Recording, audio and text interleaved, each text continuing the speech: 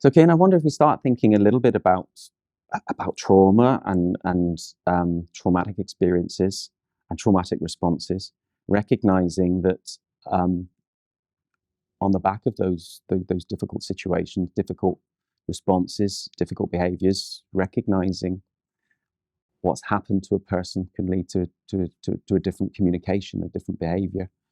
Recognizing that teachers have such a difficult job in a classroom of 30 children or young people, and it can be really difficult to manage some of those situations, and how best to go about supporting that response to trying to keep the environment safe for a young person, whilst also recognizing that teacher will find it difficult because they're in the middle of it, trying to manage a really difficult situation.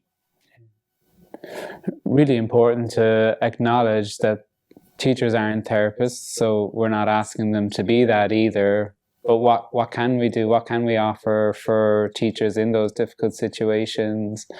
Because I think it is that first and foremost consideration of the teacher themselves and how they may be reacting internally to a young person's behavior or lack thereof, and what to do in the moment. So I think one of the first things we would always kind of suggest is trying to take a bit of space and it not being immediately reactive. When we think of firstly trying to understand what's going on for the young person, we also need to ground ourselves and take a breath and take a step back from the situation, reminding ourselves, I think, that this young person's behavior is trying to communicate something. So what can I do now? So if a young person is quite heightened and shouting and upset, jumping in with a phrase along the lines of what's wrong with you, maybe is something to be avoided. Maybe it's understanding, and maybe a phrase like, what's happening? Is there anything I can help with here? Yeah, that change in language, or that change in our general way of thinking about a young person's behavior is so crucial. Changing from what's wrong with you to what's happened to you, even if it's only internally in our minds, that can reshape the entire situation.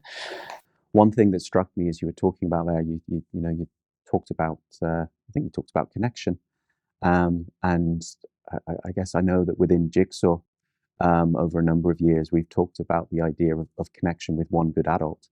Now, in those difficult situations where a young person is experiencing some difficulty, I wonder if that teacher could make that connection and become that one good adult, that familiarity, that familiar person, and that safe person for that young person to understand what the response is going to be. It's so powerful to consider that, for teachers to realize that they are in a really privileged situation, a hugely responsible opportunity that can arise from something like that, and for them to know that young people come into us all the time and they are highlighting and telling us that what a teacher might say on any given day actually can have a major impact, positively or negatively. So to remember that, also not to get weighed down by that. There's a lot in it. Sure. I think first and foremost, the first tip that we're talking about here is groundedness, taking a breath, taking a step back, being curious. So then from there, then we're trying to think of, okay, how else might we respond? We talk about big T traumas and little T traumas, and often our responses has to be very similar for both. Again, it's not about reacting. It's not about problem solving. Most of the time, it's really just about listening. I think what you're saying there is validation, acknowledgement of a really, really difficult situation. So hearing them, naming it. This has happened. This is really difficult. There's no surprise with the emotion, with the upset, with the distress that you're feeling. So just to wrap up this segment, I think what we've tried to explore is that trauma is pervasive. Maybe what we've tried to think about is response to what you call big T trauma, and the importance for teachers to be grounded and to be really self-aware in order to be the best placed person to support the young person who's going through that level of challenge. And again, not to be the therapist, just to be curious, not to be the problem solver, just to be there, sit with them and try to be that bit more flexible depending on what might be going on for the young person.